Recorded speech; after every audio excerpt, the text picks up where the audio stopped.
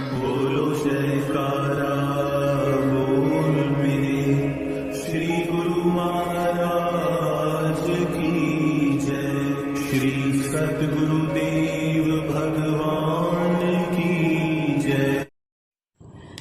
गुरुमुखो,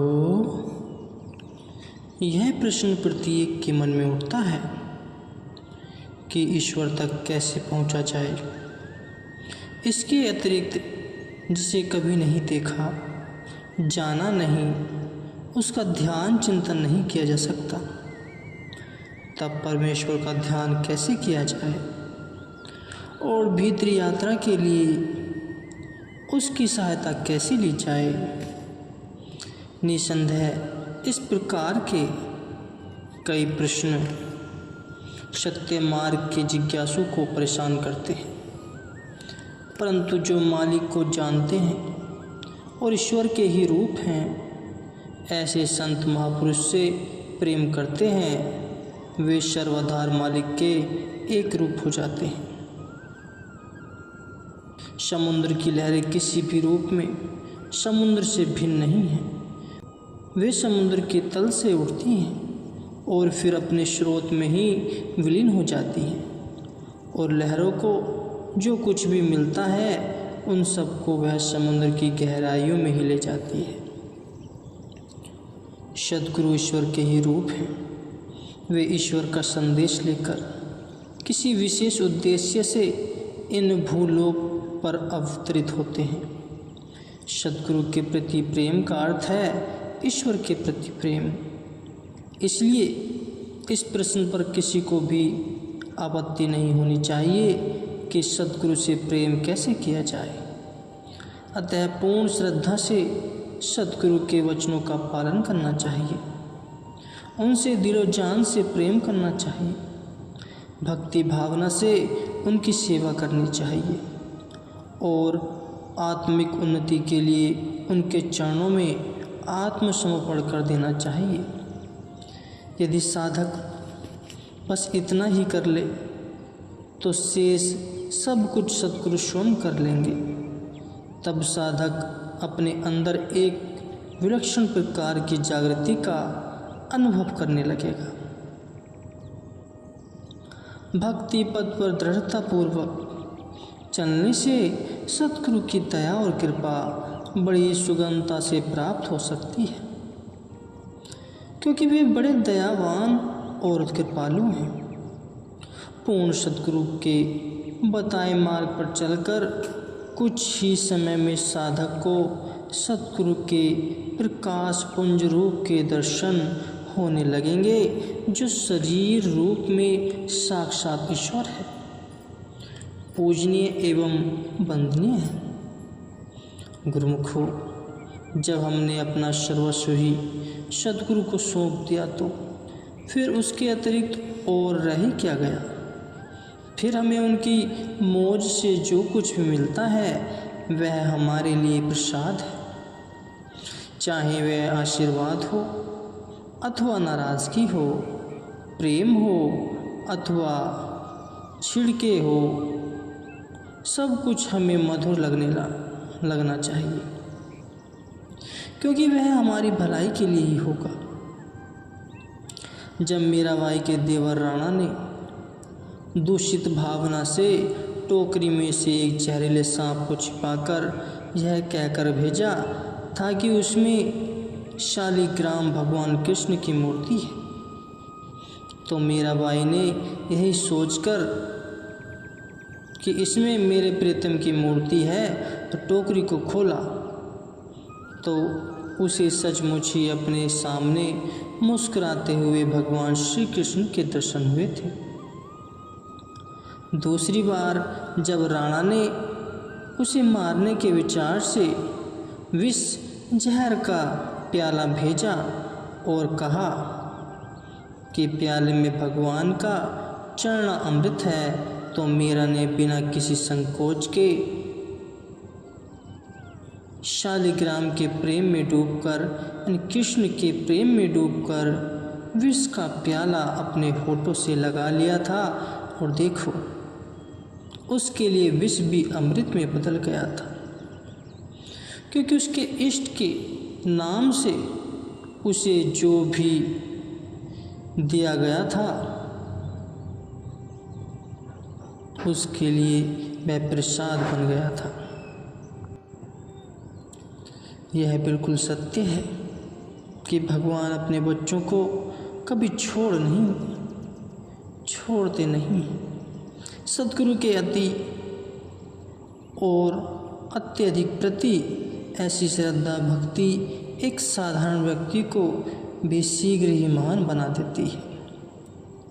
संत महापुरुष परमपिता के प्रिय पुत्र हैं और वे जो कुछ चाहते हैं परमपिता उन्हें तुरंत दे देते हैं। संत जन कभी अपनी सिद्धियों का अभिमान नहीं करते, क्योंकि विनम्रता ही उनका सबसे बड़ा गुण है।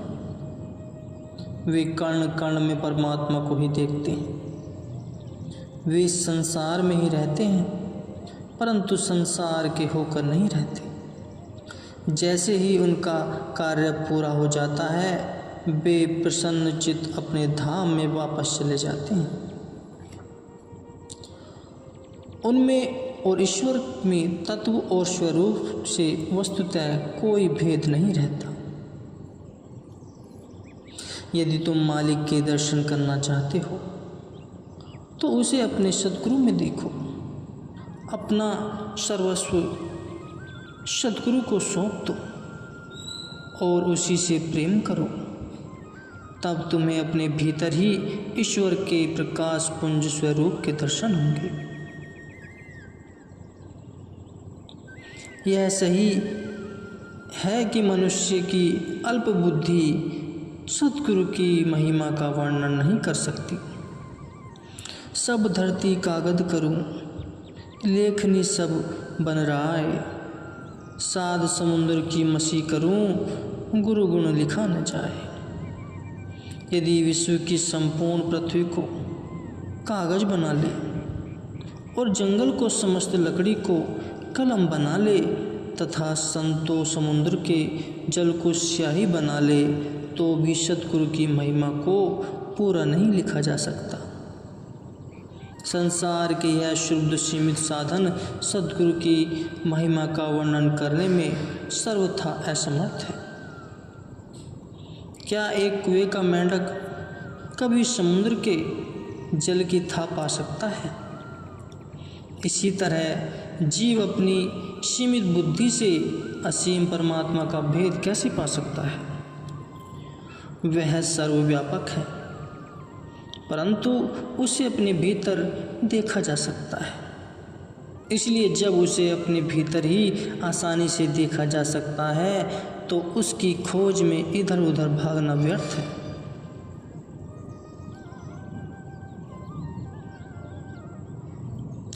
सर्वव्यापक घट घटवासी निरपेक्ष परमात्मा तो तुम्हारे भीतर ही है। तब तुम्हें उसे बाहर जंगलों में क्यों ढूंढते फिरते हो? जैसे फूलों में सुरभि छिपी रहती है और दर्पण में प्रतिबिंब रहता है, उसी तरह परमात्मा भी सदा तुम्हारे भीतर ही विराजमान है। इसलिए उसे अपने घट में ही ढूंढो।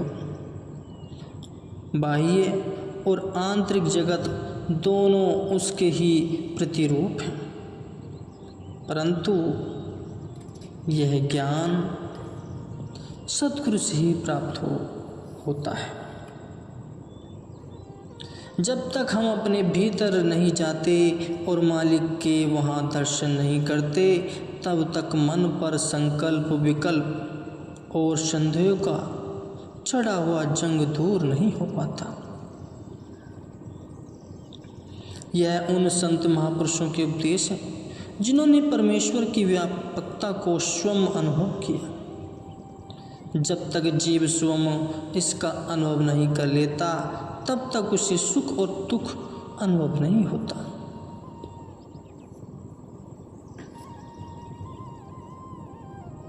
तब तक उसे सुख और दुख अनुभव होता रहता है।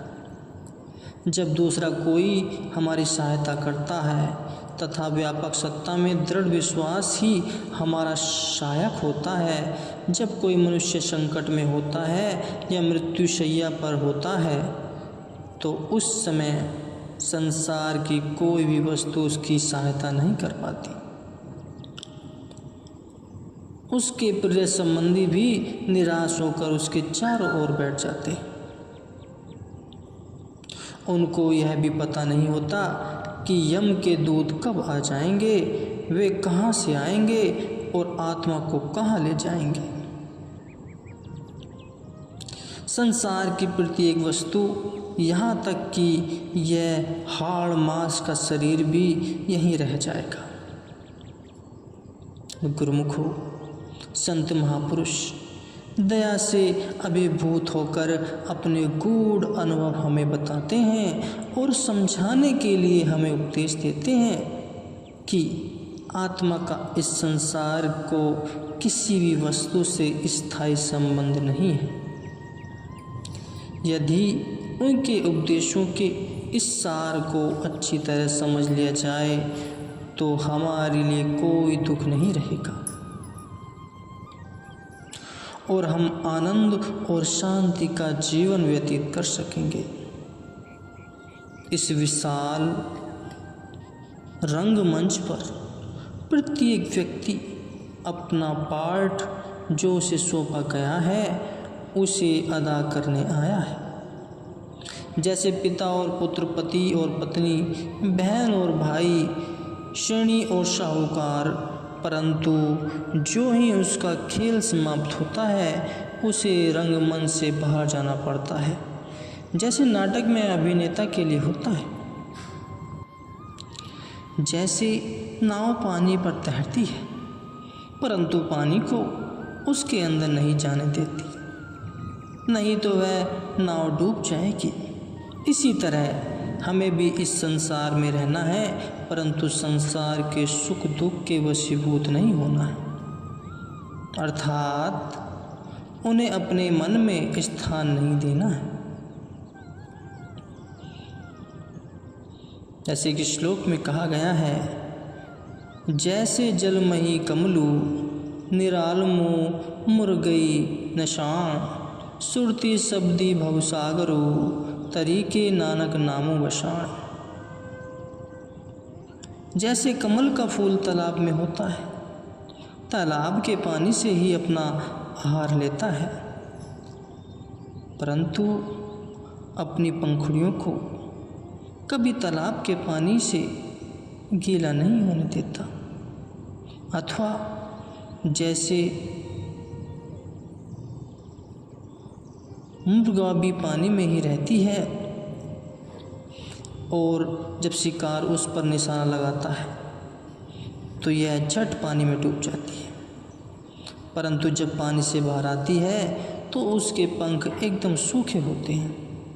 इसी प्रकार मनुष्य को भी इस संसार में रहना चाहिए।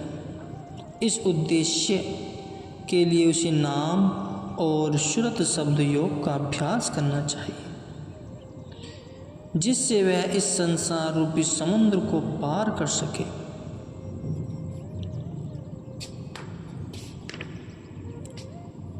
श्री कबीर साहिब जी कहते हैं,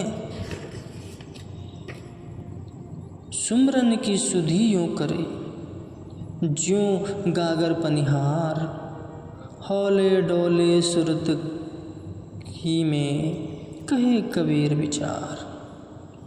ओ कि साधक को इस संसार में किस प्रकार रहना चाहिए, इसी की पुष्टि में श्री कबीर साहिब जी ने बड़ी अच्छी उपमा दी है कि ग्रामीण लड़कियां अपने श्रृंगारों पर 2 या कभी कभी 3 पानी के घड़े रखकर चलती है।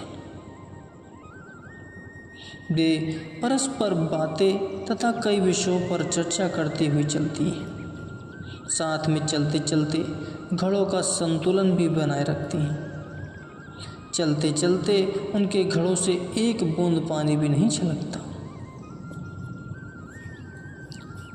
उसी प्रकार श्री कबीर जी कहते हैं कि साधक को भी जो कार्य उसे मिले हैं उन्हें अवश्य पूरा करने चाहिए, परंतु साथ में भीतर से अपना ध्यान अपने मालिक को ही समर्पण कर देना चाहिए। इसे ही सच्ची लगन कहते हैं। जिसके हृदय में ऐसी लगन है वहाँ मालिक की अपार कृपा है। हमें सृष्टिकर्ता मालिक से सच्चा और दृढ़ प्रेम करना सीखना चाहिए। जब तक बालक खिलौने में मस्त रहता है, उसकी माता घर के कार्यों में लगी रहती है, परंतु जब बालक खिलौने को छोड़कर माँ की गोद में आने के लिए रोने लगता है तो माँ भी देर नहीं लगाती और छठ हाथ के कामों को छोड़कर भी बालक की ओर भागती है और उसे अपनी गोद में उठा लेती है। इसी प्रकार जब साधक प्रभु की कृपा की चाहना करता है तो वह भी उसकी ओर दौड़ ले।